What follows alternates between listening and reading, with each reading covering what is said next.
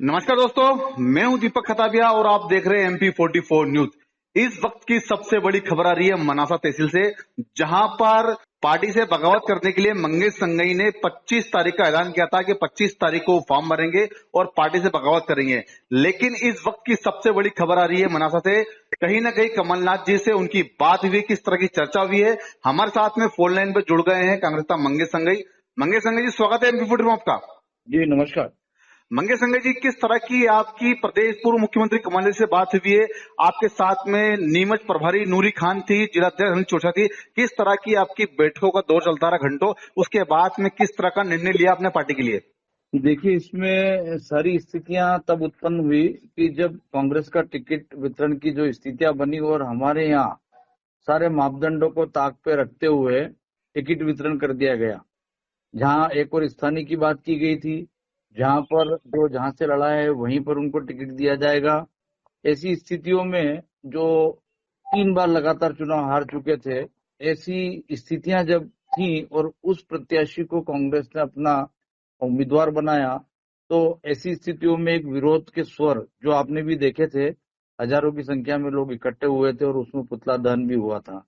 ये विरोध उनका आक्रोश था और ये आक्रोश के बाद में ये कार्यकर्ताओं की चाहत और उनकी अपेक्षा के आधार पर निर्णय लिया गया था कि मंगेश संघवी को निर्दलीय चुनाव लड़ना है। तो मंगेश संघवी ने भी कहा था कि आपकी जो अपेक्षा है उसके आधार पर मैं किसी भी परिस्थिति में निर्दलीय चुनाव लड़ूंगा अगर कांग्रेस ने इसको पुनर्विचार नहीं किया।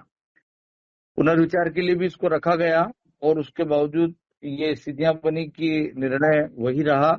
तब जाकर निर्दलीय का जो एक प्रश्न था वो एक खड़ा हुआ और मेरी उम्मीदवारी बनी। 25 तारीख को मुझे नामांकन भरना था। ऐसी स्थितियों में कमलनाथ जी ने इसमें इंटरफेरेंस किया। कमलनाथ जी ने स्वयं मुझसे आज फोन पर बात करी, विस्तृत बातचीत करी उनने, और विस्तृत बातचीत के आधार पर उन्होंने ये कहा कि वो सभी का सम्मान रखेंगे और कार्यकर्ताओं की उपेक्षा नहीं की जाएगी और इस स्थितियों में आपको चुनाव जो प्रत्याशी तय किया गया उन्हें जिताना है। सभी कार्यकर्ताओं ने लगभग 3.5 घंटे तक ये बैठक चली और उसमें हमारी प्रभारी सुश्री नूरी खान जी भी उपस्थित थी, अनिल जी चोरचा उपस्थित थे। उनका ये कहना था कि आप इस पर पुनर्विचार करें। मैंने उनसे कहा कि पहले भी जब कुलदीप इंदौरा जी जो ऑल इंडिया कांग्रेस कमेटी के सेक्रेटरी हैं, उनने और सुरजेवाला जी ने जो चर्चा करी थी, मैंने उनसे ही कहा था कि ये निर्णय अब कार्यकर्ताओं का हो गया है।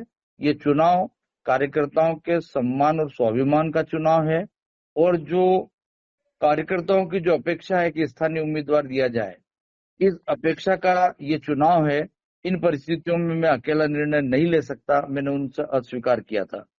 आज कमलनाथ जी और आदरणीय दिग्विजय सिंह जी ने स्वयं फोन पर चर्चा करी और उन्होंने कहा है कि कांग्रेस के हित में आपको ये त्याग करना होगा और कांग्रेस में हमें कमलनाथ जी को मुख्यमंत्री बनाना है, ये सबसे अधिक प्राथमिकता है। इस विषय पर सारे कार्यकर्ताओं और हम लोगों के बीच में जो मंथन चला और उसमें जो चौरसिया जी और नूरी खान जी ने जो भूमिका निभाई, उसके बाद में ये तय हुआ कि चूंकि सभी लोग ये चाहते हैं कि प्रदेश में कांग्रेस की सरकार बने और आदरणीय कमलनाथ जी मुख्यमंत्री बने, इस भावना को देखते हुए सभी लोगों ने एक सर्वानुमति से निर्णय लिया। जिस तरह से देखा गया संजय जी, मध्य प्रदेश में टिकट वितरण के बाद पहली बगावत मनासा से शुरू हुई थी। आपने जो बाहरी प्रत्याशी को कांग्रेस ने उम्मीदवार बनाया, उसका पुतला फूका था। उस विरोध के में आप एक बड़ी जनसभा की थी, कार्यकर्ताओं का जमावड़ा हुआ था। क्या लगता है कि कांग्रेस को आपकी इस बगावत से डर लगा?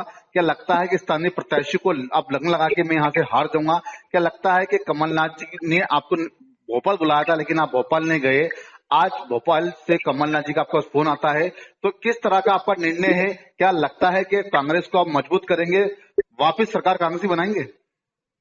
देखिए, कांग्रेस नेतृत्व में मैं कहूंगा कार्यकर्ताओं के सम्मान के लिए कमलनाथ जी और दिग्विजय सिंह जी जैसे शीर्ष नेताओं ने इसी वजह से बातचीत करी है और कार्यकर्ताओं की ताकत को वो लोग भी जानते हैं। इस वजह से उन्हें जब ये स्थितियों से जब वो अवगत हुए तो उन्होंने कहा है कि निर्णय में निश्चित रूप से गलती हुई है, पर अब हमें कमलनाथ जी को क्योंकि मुख्यमंत्री के रूप में देखना है, तो कार्यकर्ताओं में चूंकि सब लोगों के मन में कांग्रेस है, और कांग्रेस में एकजुटता के साथ कांग्रेस के प्रत्याशी को विजय बनाने के लिए सभी लोगों ने एक मत से स्वीकृति दी और मैंने ये जो निर्दलीय उम्मीदवार लड़ने का जो नामांकन भरने वाला विषय था उसको रद्द कर दिया है।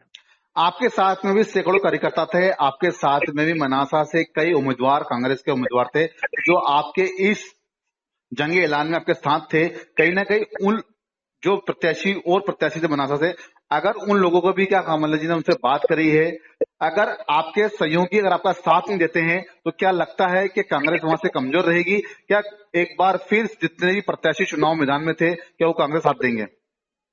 देखिए, सभी जो उम्मीदवार थे उनसे चर्चा हुई या नहीं हुई ये मुझे जानकारी में नहीं है, पर जहां तक ये प्रश्न स्थानीय उम्मीदवार वाला जो रहा है तो कांग्रेस के कार्यकर्ताओं ने एक मत से इस बात को कहा है कि अब हमें इस निर्णय को स्वीकार करना है।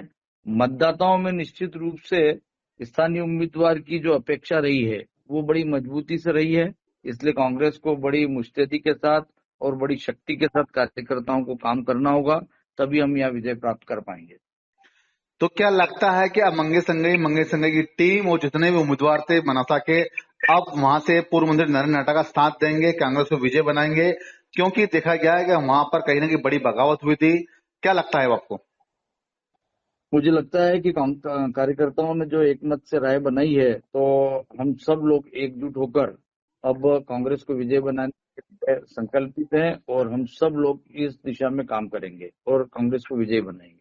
जिस तरह से आपने कांग्रेस से बगावत की है, कहीं ना कहीं बीजेपी के उम्मीदवार होने के बाद भी अब माधव मारू के खिलाफ बड़ी बगावत हो गई है। पूर्व मुख्यमंत्री कैलाश चावला, पूर्व विधायक बिजू बन्ना ने भी वहां से बड़ी बगावत कर दी है। क्या लगता है कि बीजेपी की फूट अब कांग्रेस की जीत में तब्दील हो जाएगी?